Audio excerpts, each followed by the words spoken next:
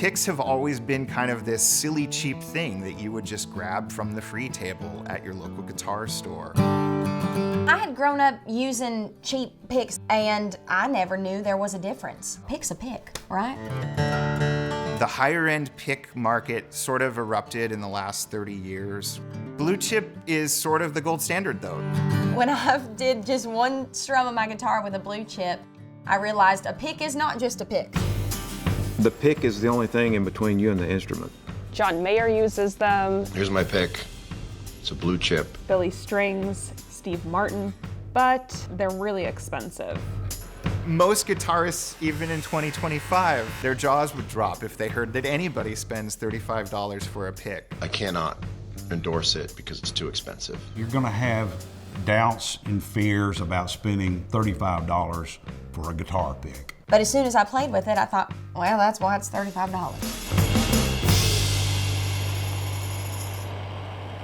I mean, it didn't take 2 strums on the instrument till I knew that these things were special. For the past 100 years or so, most guitar players have been using plastic picks that run about $0.25 a piece. And then in bluegrass circles, the gold standard for a time was tortoiseshell picks made from the shell of a hawksbill sea turtle. That was kind of the holy grail of picks. Folks like the late, great Tony Rice, who is a bona fide bluegrass god, swore by tortoiseshell picks and used them all the time, and so there's this mystique about them. As the years went by, they made it illegal to get new tortoise, so it's a hassle to try to deal with tortoise nowadays. A lot of people have tried to find something as good as tortoise, but I think we've found something that's better. For most guitar players, a 25-cent plastic pick or one that they grab from the free table at their local guitar store will totally suffice. We're really, really, really talking about like the upper echelon of guitar minutia here. The difference in the sound is really subtle, but musicians can tell the difference. A tortoise will have some of that higher endy, but it's got the warmth. And you'll find that those same qualities are in this BlueChip pick. So much of that.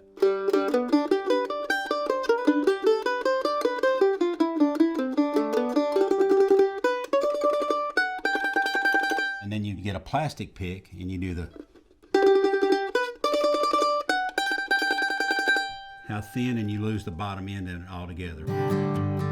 My ears are not the most trained ears in the whole world, but you can tell the difference when something sounds good and then when it sounds great. And I don't even know if bougier is a word, but it's a word in my vocabulary. It just sounds, bougier. I told him from the get-go, I said, I think if you get these things out there, you can take over the pick world.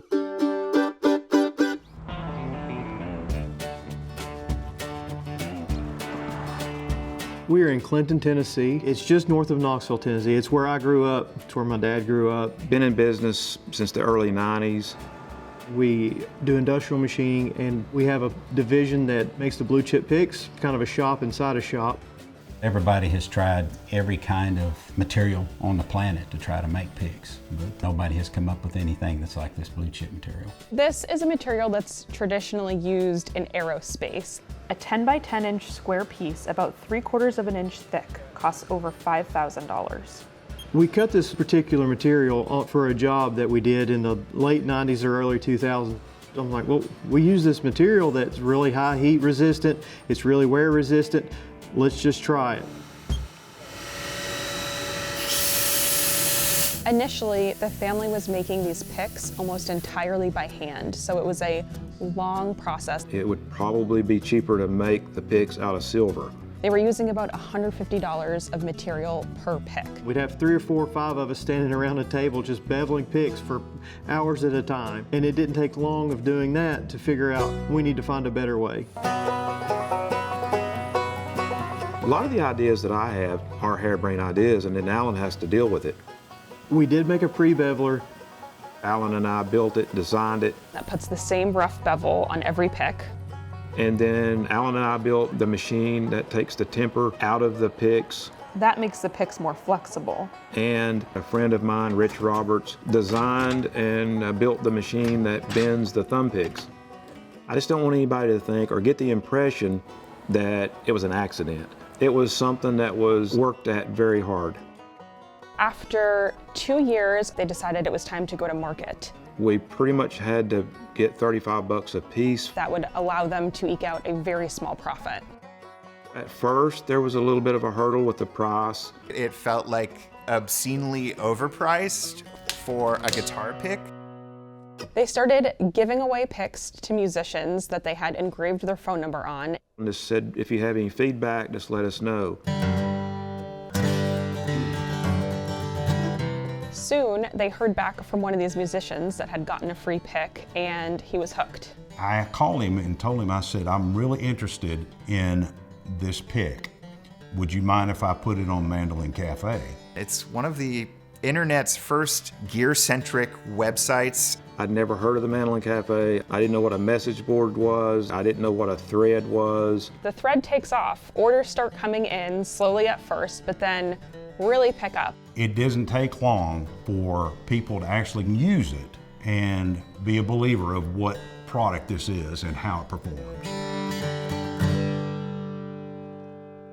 A friend would call another friend would call another friend, and it spread like wildfire. I've turned, 100, 150 people onto BlueChip picks. I've told people about BlueChip picks ever since I discovered them. My dad is actually the one that introduced me to them. He knew about them. I wanted to get one made for my grandson. He's 3 years old, but his mother said he doesn't get one of these until he can actually play, and he earns it. When we started in the pick business, had no idea it would turn into what it's turned into.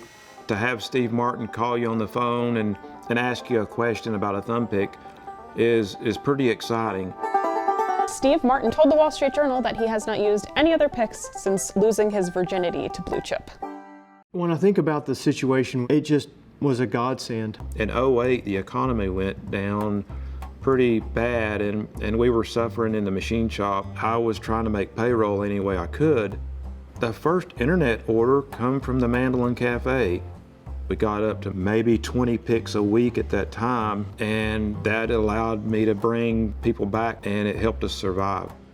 BlueChip has now been in this industry for nearly 2 decades, and they've tried to protect what they've created with a patent around the material and also a trademark around the color that they use. Now we've got this proliferation of, I don't know, a dozen different high-end pick companies all competing for a tiny piece of the high-end pick pie. BlueChip basically are the only ones who are able to use this one particular state-of-the-art material, which puts them in kind of a different position. When the Wall Street Journal first reached out to BlueChip, they thought we might be spies from another company trying to figure out more about their business. Not a lot of people know actually how these high-end picks are made. There's sort of this like secret sauce formula. When we started selling the picks for $35, it was kind of a sticker shock, and we were kind of an outlier as far as that much money for a pick. But it has helped a lot of people sell what I would say is an inferior product for $35 or $40. We've started to see the price of high-end picks go up. We've got a couple of other brands that are selling for $50. We're still designing and engineering things to try to make it less labor intensive and to keep the price at $35. I don't know how long we can do that. I'm just trying very hard to stay there just for my customer, actually. When you compare this to the world of violins, where a typical violin player wouldn't scoff at spending thousands of dollars on their bow, it's sort of still a bargain, but for most guitarists, the idea of spending $40 on a pick is still pretty bonkers.